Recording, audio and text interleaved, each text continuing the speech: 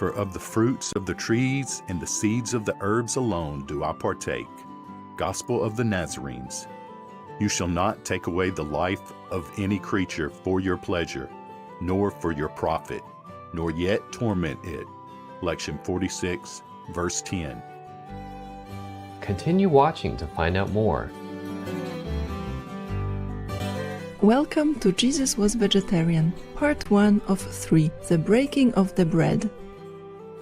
In today's program, it is our honor to present to you evidence that Jesus and the original Aramaic Christians were vegetarians, which is based on the document entitled Evidence that Jesus and the original Aramaic Christians were vegetarians, uncovering a vegetarian Jesus at the beginning of Christianity, by Mr. James Bean.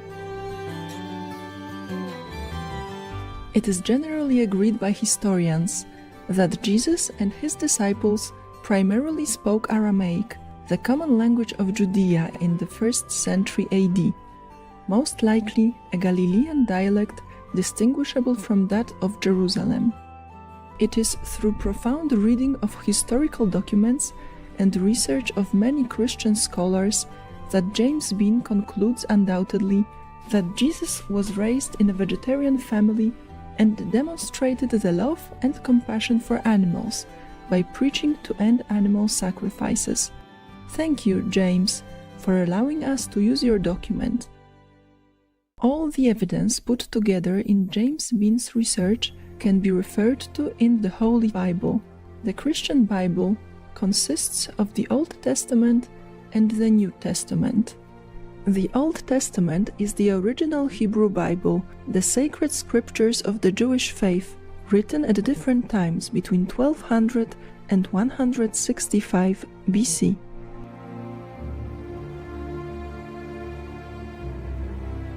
In the Roman Catholic and Eastern Orthodox traditions, the Old Testament includes writings considered apocryphal by Protestants. The New Testament books were written by Christians in the 1st century AD, dealing with the life, the person, and the teachings of Jesus and the formation of the Christian Church. It contains 4 Gospels: Matthew, Mark, Luke, and John, Acts, 21 letters, and Revelation. Before we delve into the supporting evidence that Jesus was vegetarian, let us first take a look at the lineage of Christianity and its development. The Essenes, meaning doers of Torah, who wrote or collected the Dead Sea Scrolls, existed over 150 years before the birth of Jesus. Some believe that Jesus was an Essene and was raised on Mount Carmel. Some scholars believe that Jesus was at least influenced by them. The earliest followers of Jesus were known as Nazarenes, and perhaps later Ebionites. The Nazarene or Ebionite movement involved mostly Jewish or Israelite followers of Saint John the Baptist and later Jesus. They were led by James the Just, the oldest brother of Jesus, during the years 30 to 80 AD. The term Christian came about later. It actually was an attempt to translate the term Nazarene into Greek, meaning a messianist, and referred to the followers of Christ who did not acknowledge the Emperor of Rome. So the terminology is flexible. Many self-designations used by the Jesus movement had previously been used by the Essenes. The main Essene scripture is the Gospel of the Holy 12, also known as the Gospel of the Nazarenes. According to legend, this Gospel was collectively written by the 12 apostles immediately after Christ's death, and it is the scripture on which all of the biblical synoptic Gospels are based and derived. This version of the New Testament portrays Jesus as a strict vegetarian. You shall not take away the life of any creature for your pleasure, nor for your profit, nor yet torment it. Lection 46, verse 10. You shall not eat the flesh, nor drink the blood of any slaughtered creature, not yet anything which brings disorder to your health or senses. Lection 46, verse 12. You shall cherish and protect the weak, and those who are oppressed, and all creatures that suffer wrong. Lection 46, verse 18. Be on guard so that your hearts do not become heavy with the eating of flesh and with the intoxication of wine and with the anxiety of the world, and that day come upon you suddenly, for as a snare it will come upon all who dwell upon the surface of the earth. Jesus, Luke chapter 21, verse 34. Evangelion de Mepharshi, Old Syriac, Aramaic manuscript of the New Testament Gospels. Meats for the belly, and the belly for meats. But God shall destroy both it and them. 1 Corinthians chapter 6, verse 13. The biblical basis for vegetarianism is shown in Genesis, the early chapters of the Hebrew Bible. It shows that vegetarianism is consistent with the spirit of early Christianity, which is to advocate kindness, mercy, non-violence, and to love all of God's creation. Here are some of the quotes from the Old Testament. For of the fruits of the trees and the seeds of the herbs alone do I partake. Gospel of the Nazarenes. And God said, Behold, I have given you every herb-bearing seed, which is upon the face of all the earth, and every tree, in the which is the fruit of a tree yielding seed. To you it shall be for meat, and to every beast of the earth, and to every fowl of the air, and to everything that creepeth upon the earth, wherein there is life, I have given every green herb for meat. And it was so. The book of Genesis, chapter 1, verses 29 to 30. But flesh with the life thereof, which is the blood thereof, shall ye not eat. The book of Genesis, chapter 9, verse 4. Thou shalt not kill. Exodus, chapter 20, verse 13. Better is a dinner of herbs where love is, than a stalled ox and hatred therewith. Proverbs, chapter 15, verse 17.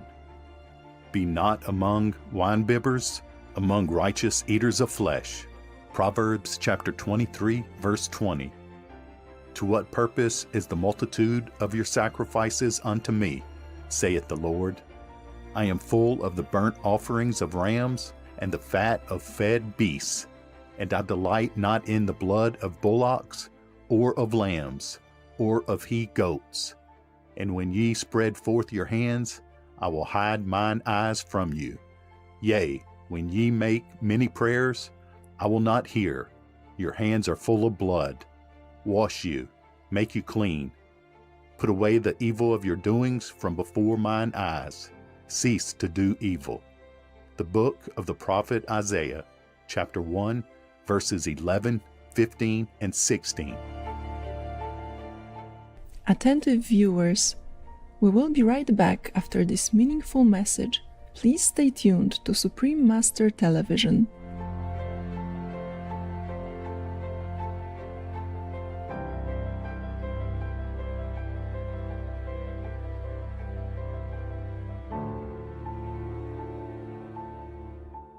Welcome back, loving viewers.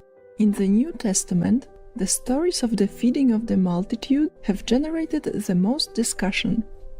When Jesus refers back to his feeding of the multitudes in Matthew chapter 16, verse 9, he says, Do you not yet perceive? Do you not remember the 5 loaves for the 5,000 and how many baskets you gathered? He doesn't mention fish. May I share thy bread?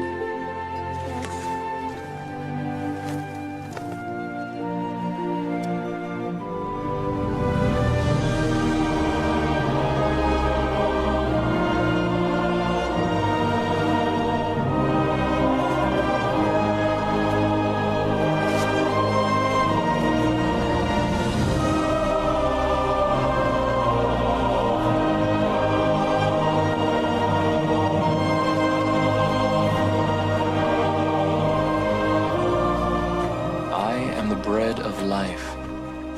He that cometh to me shall never hunger, and he that believeth on me shall never thirst.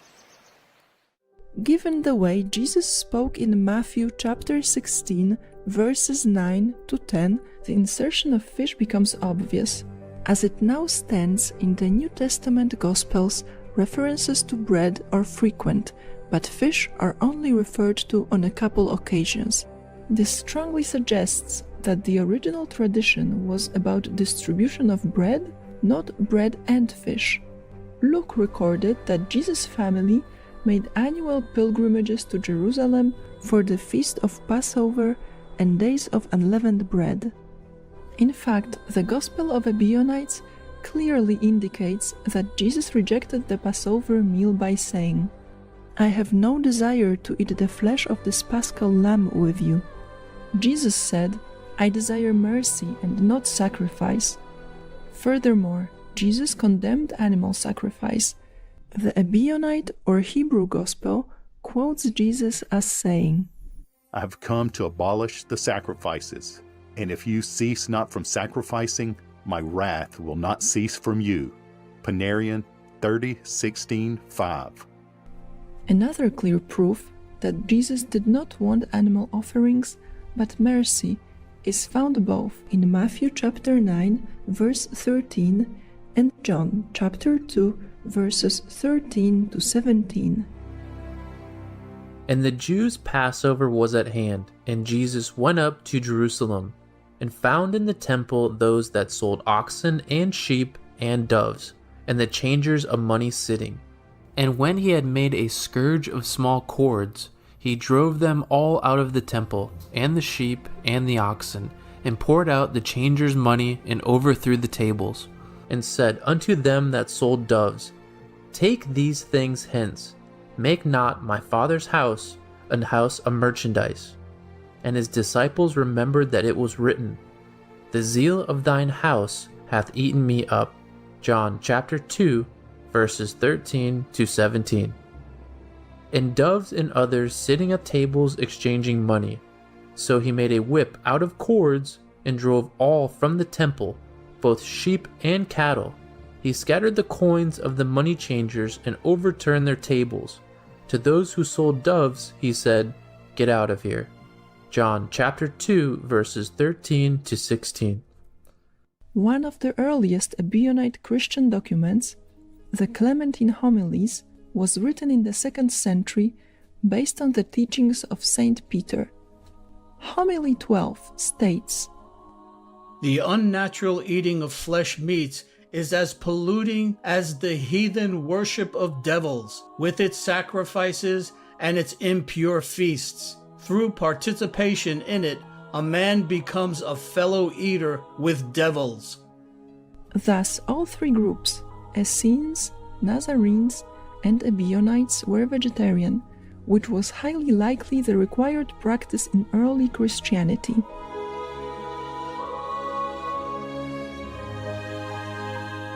For more information on the booklet, Evidence that Jesus and the original Aramaic Christians were vegetarians, Uncovering a Vegetarian Jesus at the Beginning of Christianity by James Bean, please visit suprememastertv.com/james-bean-evidence-jesus-was-vegetarian.pdf or email james@spiritualawakeningradio.com.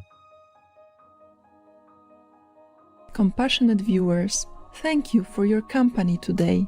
Please join us on June 11th, 2020 for part 2 of Jesus Was Vegetarian, regarding the impact of Christianity's development in relation to Jesus' compassionate vegetarian principle. May your hearts be filled with God's love and caring embrace.